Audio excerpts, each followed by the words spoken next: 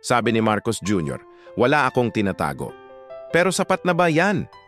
Habang todo depensa siya sa mga isyu ng korupsyon sa ilalim ng kanyang administrasyon, may isang bagay na malinaw na sinabi ng mga eksperto.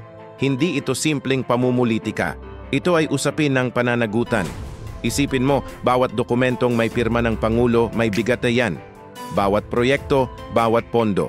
Kaya kung sa ilalim ng kanyang panunungkulan at ng kanyang pirma, may sumisingaw na anomalya, hindi pwedeng wala akong alam lang ang sagot.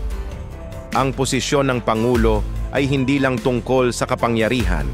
Ito ay tungkol sa responsibilidad sa bawat sentimong galing sa taumbayan. Kaya ang tanong, hanggang kailan natin maririnig ang wala akong tinatago sa halip na ito ang gagawin ko para managot sila? Ano sa tingin nyo? I-comment nyo ang inyong saloobin. At huwag kalimutang mag-subscribe para sa mas marami pang makabuluhang usapan. Salamat sa panonood.